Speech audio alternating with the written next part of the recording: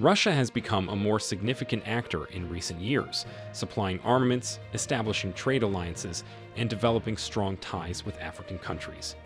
In addition to raising worries about neo-colonialism, opaque arrangements, and the ramifications for human rights, this renewed engagement is motivated by a desire to expand its military footprint, protect resources, and oppose Western influence. A growing number of African countries are now strengthening ties with Russia. Chad is among these countries. Russian President Vladimir Putin met with Mahamat Idriss Deby, the leader of Chad, on January 24 in the Kremlin. This is an attempt to win over a nation that had previously adhered to a pro-Western stance and had rejected Russia's recent outreach in Africa's Sahel region. Russia has been making moves to forge closer connections with nations that have been rocked by a succession of coups since 2020 and to lessen the influence of France. Mahamat Deby's trip to Russia is the first official visit to Moscow by a Chadian leader in 56 years, and the second trip made by a leader of the landlocked Central African nation since it separated from France. Bear in mind that Idriss Deby could not make it to the Russia-Africa summit, but was represented by Foreign Minister Mahamat Salah Anadif. However, his late father, Idriss Deby, who served as president of Chad in 1990 to 2021, attended the first Russia-Africa summit in 2019 in Sochi. The Kremlin meeting addressed the prospects for further developing Russian-Chadian relations in various fields, as well as regional and international issues. To be more specific, Russia intends to increase engagement and collaboration with African nations. Dmitry Peskov, the spokesman for the Kremlin, stated that Chad was one of Russia's possible African partners, and that the country was committed to further growing its collaboration with African nations. In a transcript made available on the Kremlin website, Putin stated that Moscow would quadruple the number of Chadian students enrolled in Russian universities, and that there was excellent potential for the two nations to strengthen their bilateral ties. Derby's trip to Moscow comes 1 week after the Prime Minister of Niger made a similar trip. Russia has courted Niger since a July 2023 coup ousted the pro-Western government. The coups in Niger and Burkina Faso have installed military governments that have turned away from France and turned to Russia. Chad was thought to be a resilient stronghold of French power in Africa in contrast to its neighbors, making Moscow's influence much less significant there. In a televised video, Putin said Russia was pleased that Derby had stabilized the situation in Chad and was ready to help in any way. We are trying to provide support to your country at the United Nations, including humanitarian support. We intend to continue to do so as humanitarian ties are growing, he said. Derby offered his condolences to Putin following a military plane crash earlier on Wednesday in the Belgorod region of Russia near Ukraine. Vladimir Putin later said that the Ukrainian air defenses shot down the Russian military plane that crashed near its border with Ukraine. Putin said that the results of Moscow's investigation would be published in 2 to 3 days, but preliminary results suggested that the missiles that hit the plane were either American or French. As Chad is experiencing considerable instability, with clashes taking place between Chadian government troops and militants representing cross-border groups, N'Djamena is seeking to diversify ties with forces that can help it tackle this problem.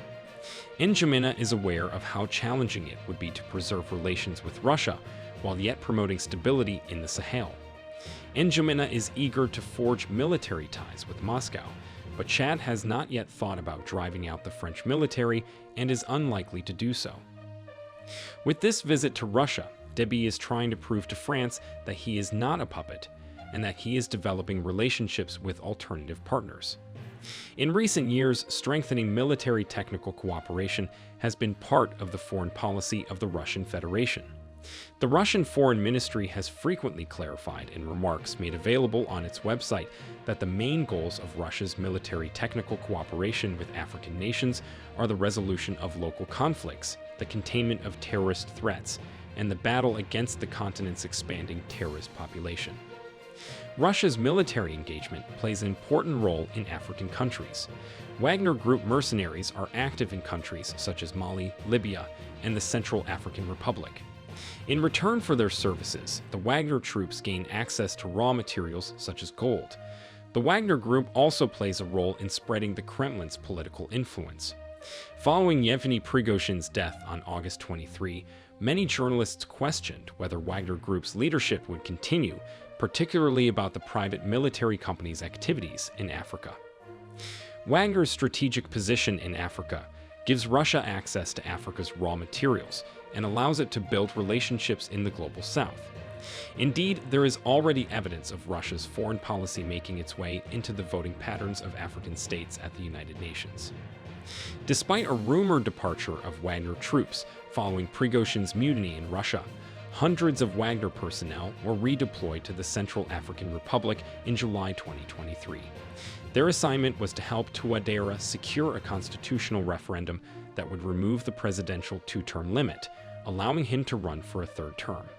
You can see how Russia is bonding with African countries. Reduced Western involvement in Mali has left a power vacuum. With their ability to combat the terrorist threat dwindling, Mali officials are forced to look to Wagner to bridge the gap in the security sector. It is estimated that more than 1,500 Wagner soldiers are stationed in northern and central Mali to train Malian forces, guarantee security, and conduct counterterrorism operations against terrorist armed groups. In the most recent developments, a contingent of Russian military personnel flew into Burkina Faso's capital Ouagadougou on January 25th, in what appeared to be the first significant deployment of Russian troops to the West African country. Since it drove out French forces in early 2023, the military-led country's connections with Moscow have been under scrutiny, stoking concern that it will strengthen security ties with Russia like that of neighboring Mali, where Russian Wagner mercenaries are active. The deployment will add to Western concerns about Russia's widening influence in Africa's Sahel region. Take note that Ibrahim Traoré also paid Vladimir Putin a visit in July 2023. In the same light, Russia reopened its embassy in Burkina Faso in December, which it had closed in 1992, thus continuing a rapprochement with this Sahelian country. Burkina Faso may draw Russian companies and investors as a result of the Russian embassy's presence. Increased employment prospects, technology transfer, and economic opportunities will result from this. Additionally, it might make trade links between the two nations easier, creating new opportunities and broadening the economy. Burkina Faso also recently canceled the gold licenses of Nordgold, a major Russian mining company. People had anticipated, nevertheless, that Captain Ibrahim Traoré would not drive out the Russian mining company. This is due to Burkina Faso's need to satisfy Russia, a recently discovered ally.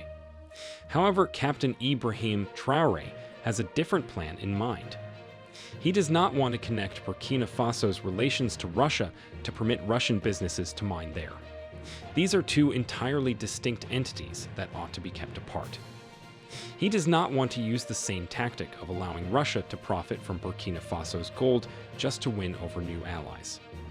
The local community in Burkina Faso may also be able to find employment prospects as a result of the Russian embassy's reopening. The Wagner Group might provide a quick fix and help individual regimes gain more control, but a well-funded international solution is required to address the true reasons for instability in the region, which include human suffering, the catastrophic effects of climate change, and armed jihadist organizations. The populace of the region is more concerned with bettering their economic, social, and security circumstances than they are with Russia. Is Russia to gain anything from these countries? The increasing influence of Russia in Africa has been discussed extensively. But Moscow views the continent more as a tool for acquiring geopolitical leverage with the West and other countries than as a top priority in foreign policy. Some people argue that Russia is in Africa to prevent Western powers from exploiting the continent, while others argue that Russia is investing just for its own selfish reasons. Russia has taken advantage of the anti-Western feeling that has existed in Africa since European colonization. This hostility often targets France in Francophone Africa. At the same time, Russia has become more well-liked in these nations, especially since the conflict in Ukraine began. Russia has to be gaining much from Africa to be able to stick around. Their ties with African nations could translate to valuable votes in international organizations like the UN, boosting Russia's standing on the world stage.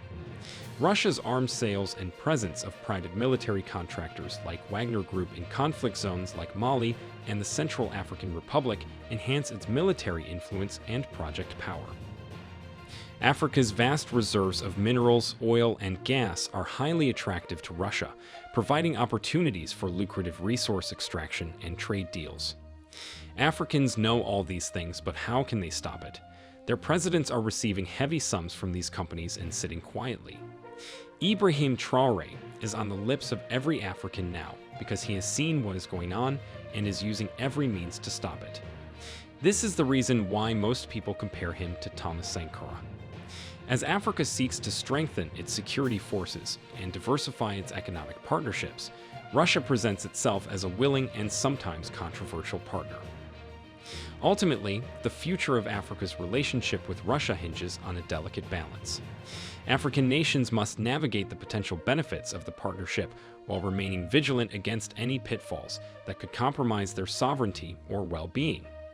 Russia, for its part, must demonstrate a commitment to transparency, respect for human rights, and mutually beneficial cooperation if it wants to truly earn its place as a reliable partner in Africa's development journey. The story of Africa and Russia is far from over, and its final chapters will be written on the choices made by both sides in the years to come.